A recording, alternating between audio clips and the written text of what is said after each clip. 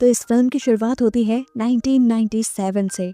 एक radio operator को Mexico में अजीब से रेडियो सिग्नल्स रिसीव होते हैं। यही सिग्नल उसके एक दोस्त को अमेरिका में भी रिसीव हुए थे और ये बहुत ही अजीब बात थी। ये आदमी इन्वेस्टिगेट करने के लिए इन सिग्नल्स को फॉलो करते हुए एक ऐसी जगह पर पहुंचता है जहां पर आग लगी हुई थी। पास जाकर उसने देखा तो यहाँ तो एक मेट्रॉइड गिरा हुआ था, जिसे देखते ही उसका डॉग भौंकने लगा। करीब जाकर जैसे ही इस आदमी ने उस मेट्रॉइड के अंदर देखा तो उस मेट्रॉइड में से अजीब सा धुआं, अजीब सी रोशनी बाहर निकली और वो आदमी वहीं पर गायब हो गया। और फिर सीन ही से कट होकर सन 2003 में अंटार्कटिका का सीन दिखाया गया। यहाँ पर नासा की एक रिसर्च फैसिलिटी बनाई गई थी जहाँ पर साइंटिस्ट को बर्फ के अंदर दबा हुआ एक अजीब सा ऑब्जेक्ट मिला। इस ऑब्जेक्ट को इन्होंने बर्फ के नीचे से बाहर निकाल लिया और इसके बारे में नासा को भी इन्फॉर्म कर दिया गया। और अब सीन कट होकर हमें मूवी के मेन कैरेक्टर जूलियन को एक यूनिवर्सिटी में दिखाया जाता है। जूलियन भी एक साइंटिस्ट है जो दुनिया में मौजूद वेव्स और रेडिएशंस पर रिसर्च करते हैं। साथ ही साथ स्पेस से आने वाले सिग्नल्स को भी डिकोड करना जूलियन को बहुत अच्छे से आता है। जूलियन ने कई साल पहले एलियंस को ढूंढने की रिसर्च भी शुरू की थी, लेकिन क्योंकि दुनिया में माना जाता है कि एलियंस है ही नहीं और जूलियन उन्हें ढूंढ भी नहीं पाया, तो जूलियन का ये फेल प्रोजेक्ट उसका पूरा करियर खा गया और अब वो बस एक प्रोफेसर की जॉब कर रहा है। लेक्चर खत्म होते ही प्रिंसिपल उसे अपने ऑफिस में बुलाते हैं और उससे खबर दी जाती है कि इन लोगों को आजकल एक बहुत ही अजीब सिग्नल रिसीव हो रहे हैं, जिसकी रिसर्च करने के लिए जूलियन को नासा की रिसर्च फैसिलिटी में भेजा जा रहा था। और जूलियन इतने सालों बाद ऐसा कोई काम मिलने पर बहुत ज्यादा खुश था। दिखाया जाता है कि जूलियन पहले ही उस सिग्नल पे रिसर्च करने लगा है। उस सिग्नल के वॉइस प्रिंट को देखते हुए जूलियन ने ये तो अंदाजा साफ लगा लिया कि ये सिग्नल हमारी अर्थ का नहीं है और ना ही इसका ताल्लुक हमारी अर्थ से है। साथ ही उसने ये भी पता चला लिया कि ये सिग्नल बहुत ही ज्यादा स्ट्रॉन्ग है, पावरफुल है। उसके बाद ठीक भी थी क्योंकि ये सिग्नल अब अमेरिका के अलावा कई और मुल्कों में भी रिसीव हुआ था और इसकी खबर अभी जूलियन को नहीं थी। सिचुएशन जरा क्रिटिकल थी, इसीलिए गवर्नमेंट और नासा जल्द से जल्द इसके ऊपर रिसर्च करने की सोचते हैं। खैर अब दिखाया जाता है कि जूलियन रिसर्च फैसिलिटी के लिए निकल चुका है। अंटार्कटिका में बर्फ के तूफानों की वजह से उसका प्लेन बहुत ही मुश्किल से लैंड कर पाता है। जूलियन अंडरग्राउंड रिसर्च फैसिलिटी के अंदर जाता है जो बुरी तरह हिल रही थी। यहाँ पर उसे उसकी को-वर्कर नाइला ने रिसीव किया और उसने उसे बताया कि ये क्योंकि अंडरग्राउंड है तो टेक्टोनिक प्लेट्स के हिलते ही अक्सर यहाँ भी हलचल महसूस होती है, लेकिन इससे हमें कोई खतरा नहीं। आगे चलने पर उन्हें एलेक्सी नाम के एक और प्रोफेसर मिले जो यहाँ के हेड थे। ये लोग उसे उस सब्जेक्ट के पास लेकर गए जो इन्हें जमीन के नीचे से मिला था, जहाँ से इन्हें लग रहा था कि वो सिग्नल्स आ रहे हैं। जूलियन उस ऑब्जेक्ट के पास गया और उसने जैसे ही उस ऑब्जेक्ट को छुआ तो उसे कुछ विजन्स आने लगे और उसके हाथ में भी करंट दौड़ गया, जिससे उसे ये मालूम हुआ कि इस ऑब्जेक्ट के अंदर किसी न किसी किस्म की पावर्स तो है। अभी वो यही देख रहा था कि यहाँ पर केट नाम की एक बायोलॉजिस्ट आ गई और हमें मालूम हुआ कि केट उसकी एक्स वाइफ थी। फिर केट अब उसे उसका रूम दिखा देती है। यहाँ आने के बावजूद भी जूलियन फील कर रहा था जैसे उसके हाथ में करंट दौड़ रहा हो।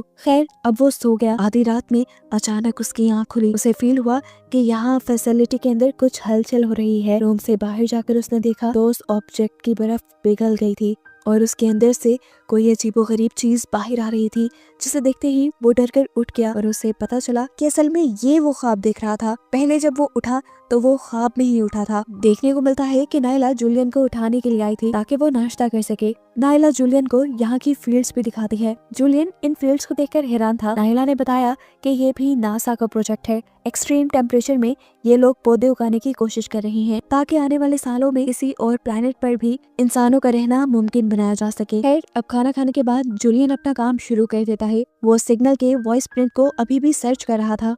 उसका ख्याल था कि ये सिग्नल और वो ऑब्जेक्ट कहीं ना कहीं इन सब का ताल्लुक एलियंस से है, लेकिन जूलियन की इस सोच पर सब लोग ही हंस रहे थे, उसका मजाक उड़ा रहे थे। आज तक नासा के लोग भी यही मानते थे कि एलियंस एग्जिस्ट नहीं करते। तो फिर आखिर ये सिग्नल और वो ऑब्जेक्ट था क्या? लंच टाइम पर बाकी साइंटिस्ट जूलियन के एलियन वाले पुराने प्रोजेक्ट का भी मजाक उड़ाते हैं, लेकिन वो इनकी बातों पे ज्यादा ध्यान नहीं देता और दोबारा काम पे लग जाता है। उसे अब उस ऑब्जेक्ट के करीब एक एंटीना लगाना था जिससे वो ऑब्जेक्ट के सिग्नल्स को अच्छे से कैच कर पाए। यहाँ दूसरी तरफ हमें शहर का सीन दिखाया जाता है जहाँ पर अथॉरिटीज को ये बात पता चली है कि ये सिग्नल जो 2003 में उनको मिले हैं, ऐसे ही सिग्नल 1997 में भी रिसीव हुए थे। सिर्फ एक जगह नहीं बल्कि कई जगह पर।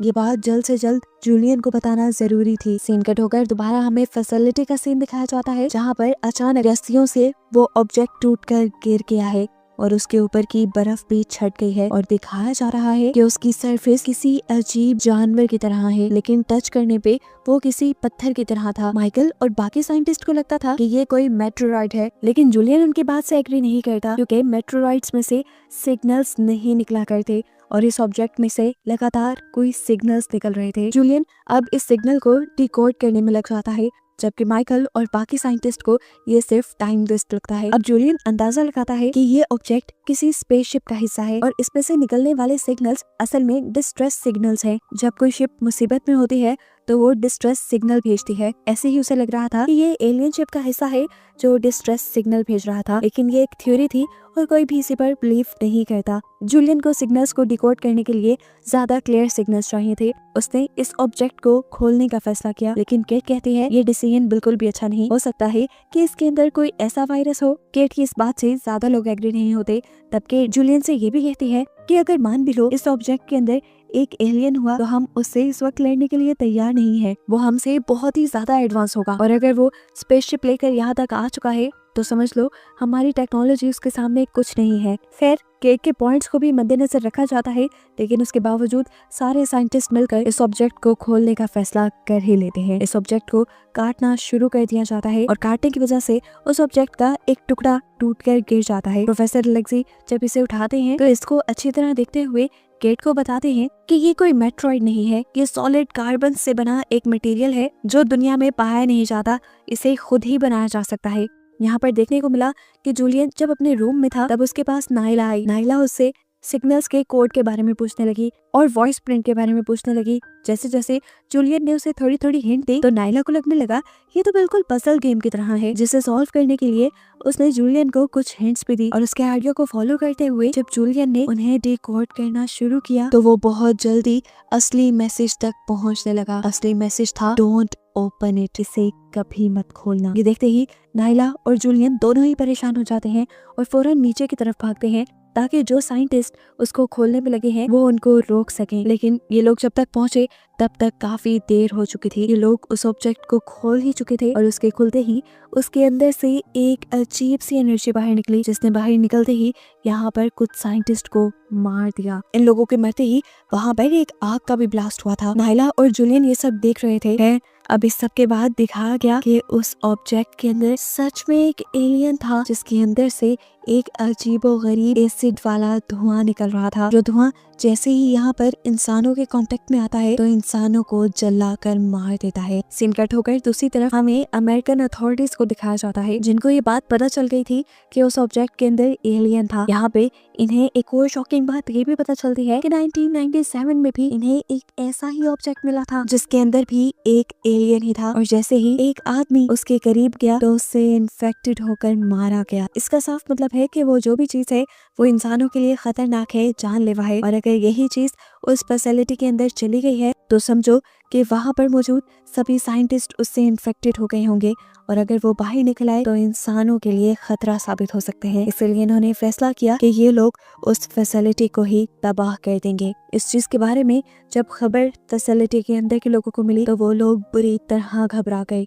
ये लोग समझ नहीं पा रहे थे कि अथॉरिटीज कैसे इतने बड़े बड़े साइंटिस्ट को मारने का फैसला ले सकते हैं। ये लोग दुनिया को बचाने का काम कर रहे थे। जूलियन और सभी लोगों ने फैसला किया कि वो खुद ही इस फैसिलिटी के अंदर से निकल जाएंगे, लेकिन तूफान के तेज होने की वजह से यहाँ से फ्लाइट को टेक ऑफ करना भी एक बेवकूफ़ी था। ये लोग इस सील फैसिलिटी से अगर वैसे भी बाहर निकलते तो मौसम की शिद्दत की वजह से मारे जाते। किसी को समझ नहीं आ रही थी कि क्या किया जाए। तब जूलियन ने सबको मशवरा दिया कि हमें दुनिया को बचाने के लिए मर ही जाना चाहिए, लेकिन यहाँ पर एक दूसरा साइंटिस्ट अपने आप को कुर्बान करने को तैयार ही नहीं था। अभी वो लोग यही बात कर रहे थे कि जूलियन ने नोटिस किया कि कैमरास में से एलियन ऑब्जेक्ट के अंदर अब एलियन नजर नहीं आ रहा और यह उनके लिए खतरनाक साबित हो सकता था। जूलियन फौरन उस एलियन को ढूंढने के लिए गया और उसे एलियन मिल भी गया जो उससे छुप रहा था। जूलियन ने फौरन अपनी टॉर्च साइड पे रख दी, एलियन को ये दिखाने के लिए कि वो उसे नुकसान नहीं पहुंचाना चाहता। उसकी बात को समझते हुए एलियन भी उसके सामने आया और उसने जूलियन का चेहरा पकड़ लिया। वो अपनी टेलीकाइनेसिस पावर की मदद से जूलियन को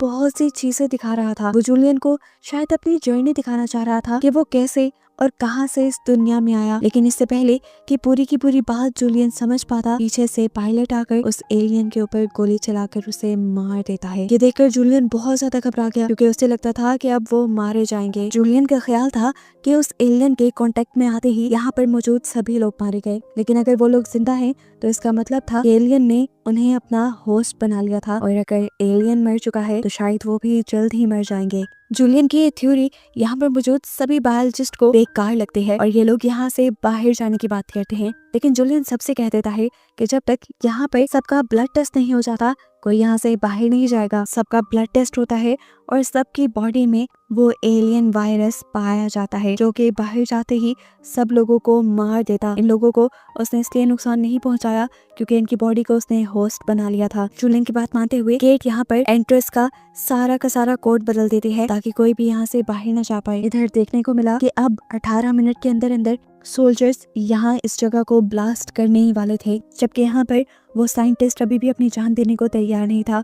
वो उठा और उसने पायलट को अपने बातों में लगा लिया। यहाँ पर एक लड़ाई का माहौल क्रिएट किया और मौका देखते ही यहाँ के पिछले दरवाजों से भागने की कोशिश की। जैसे ही वो लोग फील्ड्स के पास से गुजरे तो उनके साथ वाले सभी पौधे मरने लगे। ये देखकर पायलट को एहसास हुआ कि वो भी एलियन की तरह अब टॉक्सिक हो चुका है और अगर वो बाहर गया तो ऐसे ही अपने इर्द गिर्द के इंसानों को मार देगा। वो इतना खुदगर्ज नहीं हो सकता था कि अपनी जान बचाने के लिए सबको खतरे में डाल दे, इसलिए उसने बाहर जाने का फैसला खत्म कर दिया। और उसका ये डिसीजन देखते हुए साइंटिस्ट को गुस्सा आया और साइंटिस्ट ने उसके ऊपर गोली चला दी। जैसे ही ये खबर जूलियन को मिली कि वो साइंटिस्ट यहाँ से बाहर भागना चाह रहा है, जूलियन उसे रोकने के लिए आया, लेकिन देर हो गई। वो साइंटिस्ट दरवाजा खोलते हुए यहाँ से बाहर चला गया था, लेकिन इससे पहले कि वो आजाद हो जाता हमें पता चलता है कि उस एलियन शिप के अंदर से निकलने वाली एनर्जी इस पूरी फैसिलिटी को अपने घेरे में लिए हुई थी, जिसके कांटेक्ट में आते ही वो साइंटिस्ट तो फौरन मारा गया। लेकिन जूलियन ने होशियारी दिखाई और यहाँ पर सांस लेना ही बंद कर दिया